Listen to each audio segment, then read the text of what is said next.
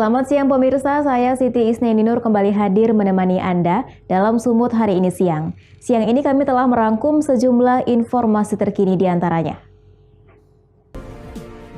Terancam diusir, pensiunan PT PN2 mengadu ke Gubernur Sumatera Utara. Kejari Pematang Siantar hentikan kasus 4 tenaga kesehatan menista agama. RSUD Salak Kabupaten Pakpak Barat vaksinasi COVID-19 dosis kedua. Selain cuplikan berita tadi, kami juga akan menghadirkan beragam informasi lainnya. Pemirsa, kita jelang Sumut hari ini siang selengkapnya.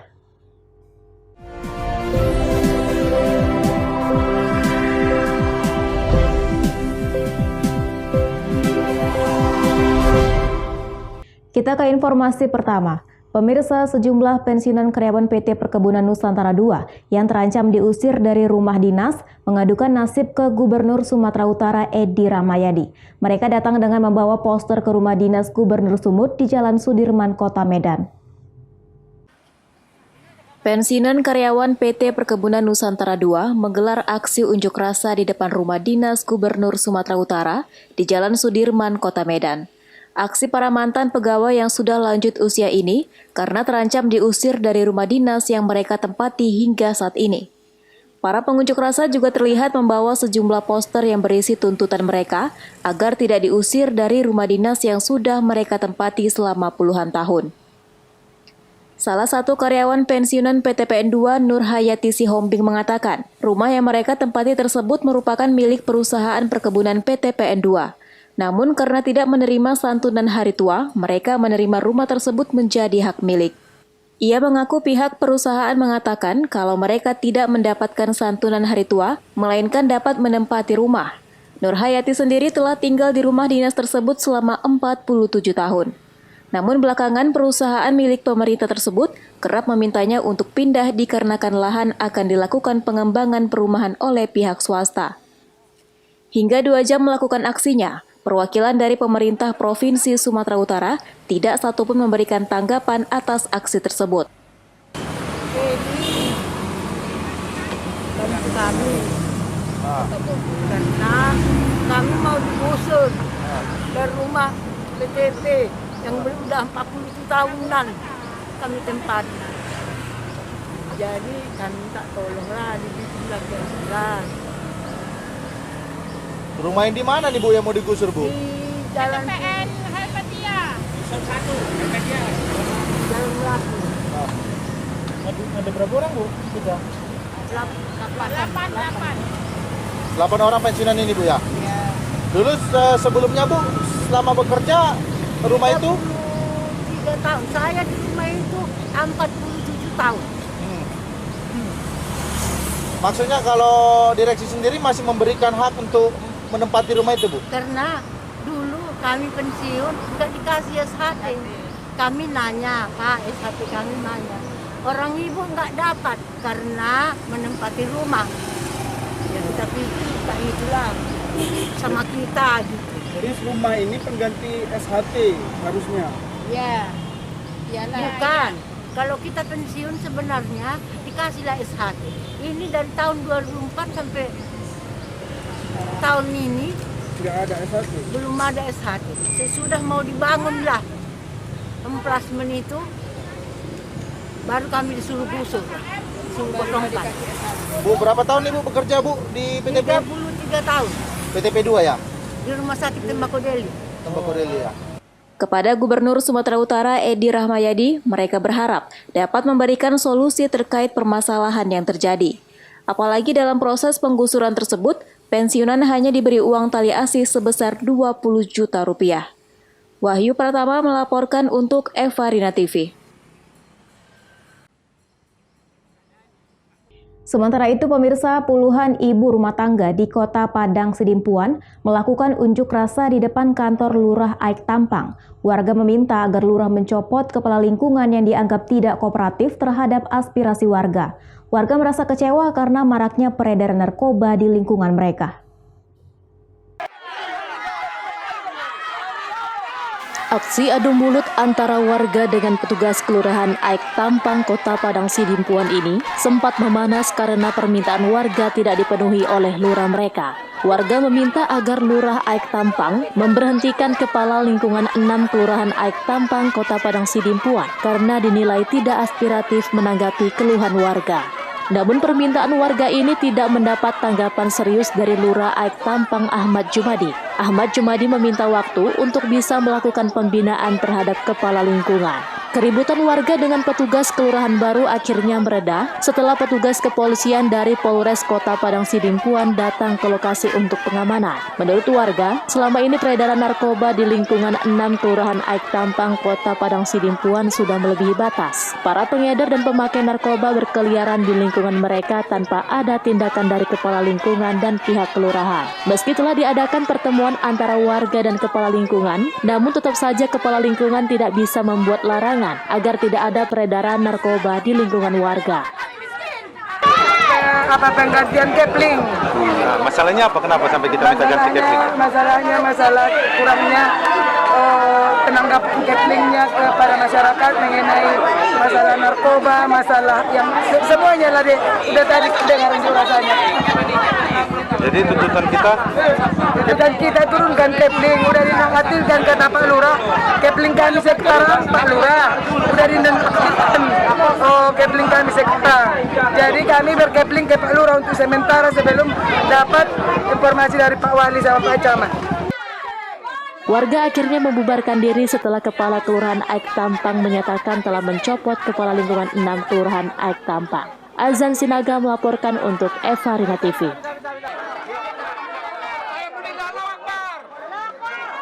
Informasi selanjutnya, pemirsa, Kejaksaan Negeri Gunung Sitoli secara resmi telah menahan 3 orang tersangka atas kasus korupsi senilai 2,81 miliar rupiah pada pembangunan unit sekolah baru sekolah luar biasa di Kabupaten Nias Barat. Para tersangka yang umumnya merupakan pengurus komite sekolah ditahan di Polres Nias di Gunung Sitoli. Para tersangka kasus korupsi unit sekolah baru sekolah luar biasa atau USBSLB menjalani pemeriksaan oleh tim penyidik Kejaksaan Negeri Gunung Sitoli berlangsung selama 6 jam di ruang pemeriksaan Kejaksaan pada Selasa 23 Februari 2021. Usai pemeriksaan pada pukul 7 malam, ketiganya resmi mulai ditahan hingga 20 hari ke depan. Terpantau 3 orang tersangka mengenakan baju tahanan kejaksaan diapit tim penyidik keluar dari gedung Kejaksaan Negeri Gunung Sitoli. Selanjutnya diboyong ke ruang tahanan Polres Nias, Jalan Bayangkara nomor 1 Gunung Sitoli. Tersangka adalah berinisial ED, kemudian FD dan MD, masing-masing ketua, sekretaris dan bendahara Komite Sekolah Penyelenggara Pembangunan Unit Sekolah Baru Sekolah Luar Biasa secara swakelola yang dibangun pada tahun 2016 berlokasi di Desa Onowaimbo, Kecamatan Lahomi, Kabupaten Nias Barat. Dalam penyelidikan kasus tersebut, banyak ditemukan aktivitas tidak wajar, utamanya pengurangan volume pada pelaksanaan program pembangunan yang dananya bersumber dari anggaran Direktorat Pembinaan Pendidikan Khusus dan Layanan Khusus Kementerian Pendidikan. Setelah cukup bukti seperti hasil pemeriksaan para tersangka dan saksi, serta telah melakukan penghitungan ulang kerugian negara sebesar 2,81 miliar rupiah, kemudian mengantarkan terbitnya keputusan penahanan bagi para tersangka. Tim penyidik juga masih terus mengembangkan penyidikan kasus ini, manakala masih adanya tersangka baru. Sementara bagi 3 tersangka, saat ini masih dalam pelengkapan berkas perkara, untuk selanjutnya dilimpahkan ke Pengadilan Tipikor di Medan.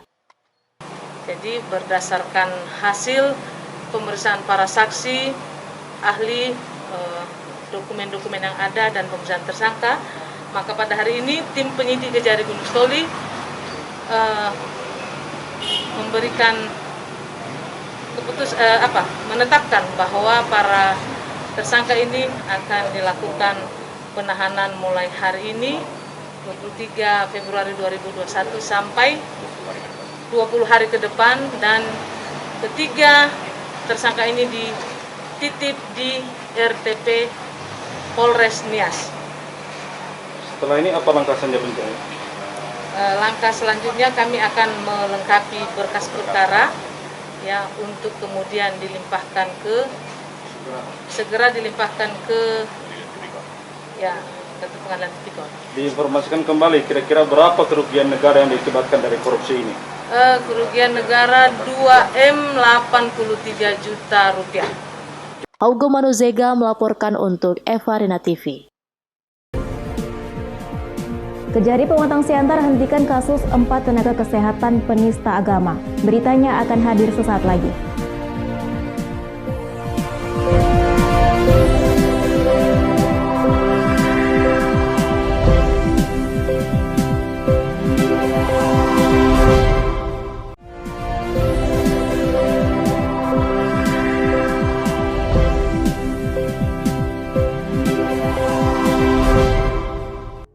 Terima kasih Anda masih bersama kami. Pemirsa, Kejaksaan Negeri Pematang Siantar, Sumatera Utara menghentikan kasus penistaan agama yang dilakukan oleh 4 tenaga kesehatan yang bertugas sebagai pemandi jenazah. Kejaksaan menghentikan penuntutan pidana dikarenakan kasus tersebut tidak terdapat cukup bukti. Kami minta pernyataan tuntutan kami agar Sebelum dilimpahkan ke pengadilan negeri, Kepala Kejaksaan Negeri Pematang Siantar terlebih dahulu meneliti berkas kasus dugaan penistaan agama oleh 4 orang tenaga kesehatan yang bekerja sebagai pemandi jenazah di RSUD Jasamen Saragi, Pematang Siantar.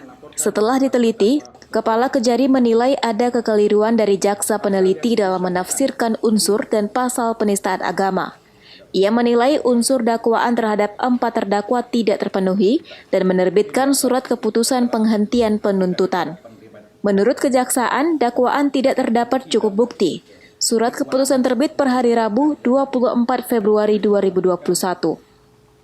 Penghentian penuntutan selanjutnya dapat dilanjutkan kembali apabila ada alasan baru yang diperoleh penuntut umum dan putusan pra-peradilan atau mendapat putusan akhir dari pengadilan tinggi yang menyatakan penghentian kasus tidak sah. Ketentuan yang diatur dalam pasal 14H junto pasal 140 ayat 2 Kitab Undang-Undang Hukum Acara Pidana menetapkan 1. Menghentikan penuntutan perkara pidana atas nama terdakwa Dedi Agus Afrianto dan kawan-kawan karena tidak terdapat cukup bukti. Kami ulangi, tidak terdapat cukup bukti.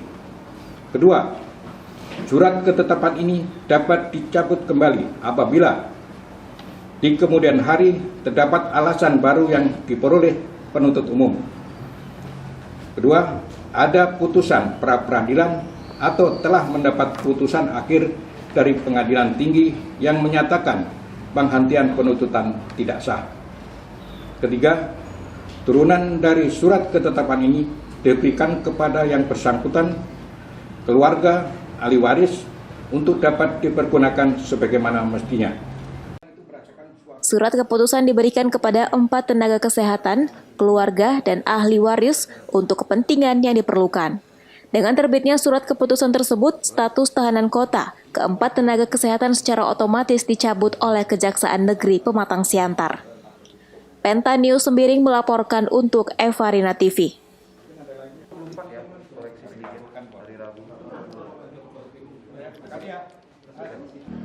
Informasi lainnya pemirsa, kebakaran hutan di Kota Sibolga terus meluas. Diperkirakan kebakaran lahan hutan lindung perbukitan Bukit Barisan telah mencapai puluhan hektar. Petugas gabungan terdiri dari TNI Polri dan BPBD serta Satpol PP Kota Sibolga terus berupaya memadamkan kobaran api. Meluasnya sebaran titik api diduga disebabkan oleh kencangnya tiupan angin ditambah cuaca terik dengan cepat membuat api membakar pepohonan dan semak belukar yang telah kering. Petugas gabungan terus berupaya memadamkan kobaran api yang menjalar ke sejumlah kawasan hutan dengan peralatan seadanya. Pasalnya alat pemadaman yang menyemprotkan air tidak sanggup mencapai titik pusat lokasi api dikarenakan terjalnya medan menuju ke lokasi titik api. Untuk mencegah menjalarnya sebaran api ke kawasan pemukiman warga yang berjarak puluhan meter dari lokasi kebakaran, BPBD Kota Sibolga menyiagakan 4 unit mobil pemadam kebakaran di lokasi kebakaran hutan. Dikarenakan medan yang cukup terjal, ya, petugas dan personil kita juga merasa di lapangan kewalahan. Tetapi kita kegiatan yang kita laksanakan itu adalah di sana adalah dengan mendinginkan, menyemprotkan air ke pepohonan ataupun semak-semak yang belum terbakar. Jadi harapan kita dengan terbasahinya pohon dan juga semak-semak yang ada di pegunungan tersebut, apinya tidak bisa menjalar lagi ke daerah dekat pemukiman. Diperkirakan personil masih standby di sana, dan untuk titik api yang kita pantau kemarin sampai dengan jam 01 dini hari itu ada sebanyak 3 titik. Kebakaran hutan di kawasan perbukitan Bukit Barisan Kota Sibolga tersebut diakibatkan cuaca panas yang melanda Kota Sibolga dalam sepekan terakhir. Baharudin Simanulang melaporkan untuk Eva Rina TV. Pemirsa, Balai Besar Meteorologi, Klimatologi, dan Geofisika Wilayah 1 Medan mendeteksi 38 titik panas atau hotspot di wilayah Sumatera Utara. 10 titik panas dengan kategori tingkat kepercayaan tinggi sehingga perlu diwaspadai sebagai titik kebakaran.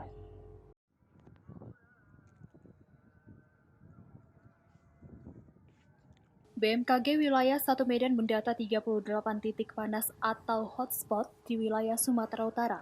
38 titik panas tersebar di 11 kabupaten kota mulai dari Kabupaten Mandailing Natal, Karo, Dairi, Labuhan Batu Selatan, Asahan, Toba, Tapanuli Utara, Tapanuli Selatan, Humbang Hasundutan, dan Kota Sibolga.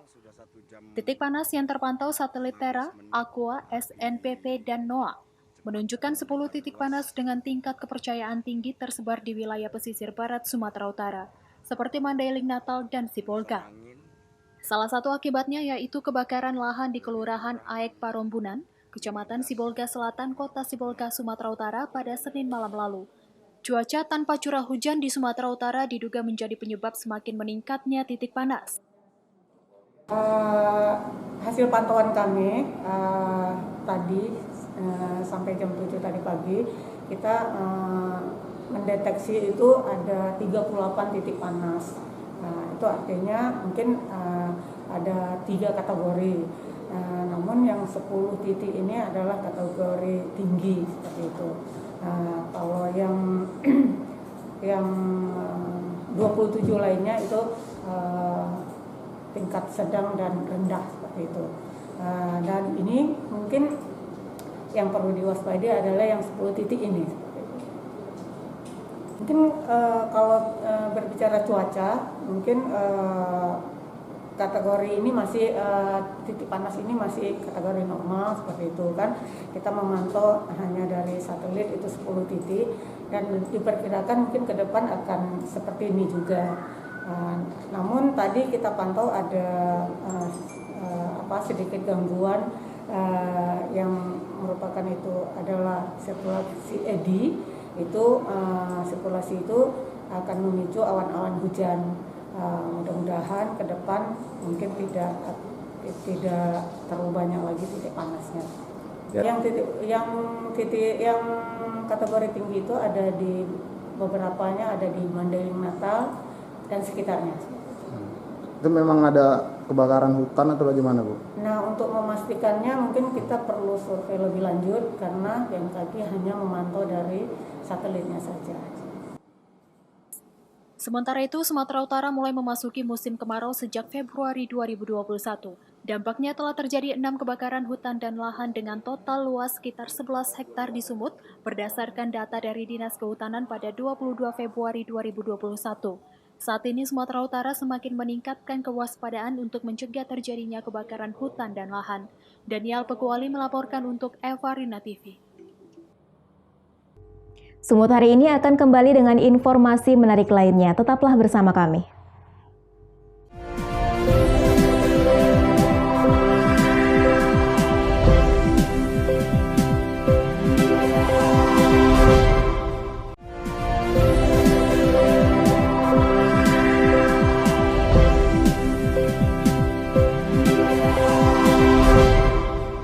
Terima kasih Anda masih bersama kami.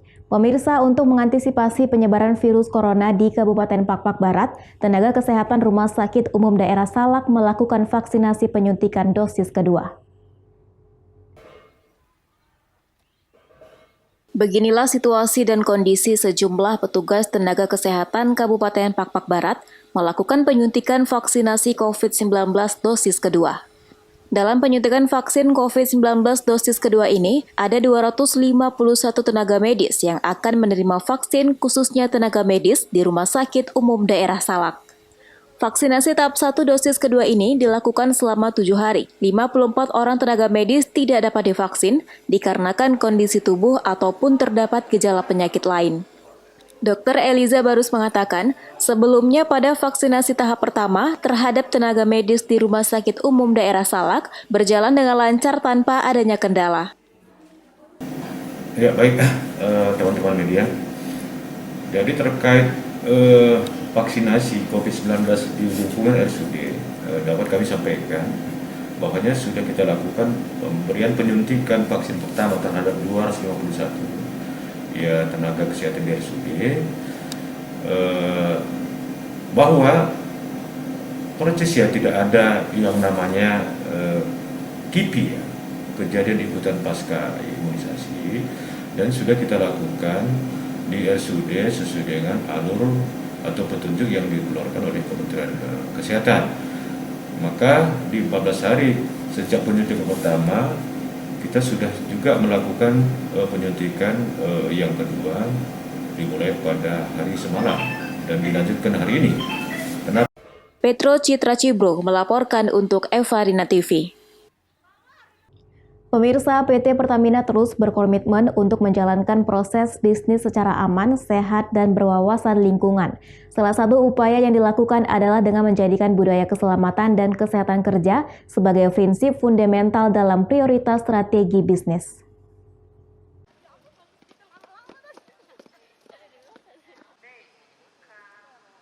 Sebagai upaya mencegah terjadinya kecelakaan kerja di lingkungan Pertamina, perseroan selalu mengutamakan budaya health, safety, security, dan environment atau HSSE dalam bekerja. Langkah ini dinilai sangat efektif dalam mencegah kecelakaan kerja sekaligus memperkuat komitmen Pertamina dalam menyediakan energi dan mengembangkan energi baru guna mendukung terciptanya kemandirian energi nasional. Pemeriksaan dan pengecekan rutin baik di terminal bahan bakar, tempat pengisian bahan bakar, kondisi mobil tangki, dan fasilitas pendukung lainnya dilakukan secara ketat, guna memastikan implementasi K3 berjalan dengan baik. Selain itu, ketika insiden terjadi, Pertamina selalu melakukan investigasi secara struktural hingga ke tahap rekomendasi perbaikan. Pertamina juga menerapkan HSSE Golden Rule, di mana para pekerja dapat melaporkan sedini mungkin kondisi tidak aman tersebut, sehingga segera dapat dilakukan pencegahan sekaligus perbaikan. Teknologi mutakhir otomatis mulai dari terminal bahan bakar hingga pengisian juga diterapkan. Selain memudahkan operasional, juga memastikan keamanan dalam bekerja. Selain itu, para pekerja juga secara rutin diberi pemahaman soal penerapan K3. Mereka dilatih soal cara memadamkan api dan penanganan awal saat terjadi insiden di lapangan. Salah satunya yang dilakukan di Fuel Pertamina Medan Group. Di sini penerapan HSSE selalu dilakukan secara ketat. Dalam memperingati bulan K3, Fuel Terminal Medan Group melaksanakan pelatihan pemadaman api nyata, sosialisasi kontraktor safety management system, hingga refreshment defensive driving training AMT. Jadi untuk Pertamina sebetulnya tidak hanya mereview kasus-kasus yang terjadi lokal, tapi seluruh Indonesia. Dari kasus-kasus yang ada dari tim Pertamina, secara khususnya HSSE, membuat atau menyesuaikan, tentunya semakin improve ya kebijakan-kebijakan agar kita semakin safety, kebijakan-kebijakan peraturan HSSE-nya semakin dilengkapi. Jadi kita dalam operasional semakin safety. Jadi kecelakaan yang terjadi dapat dicegah di kemudian hari ya.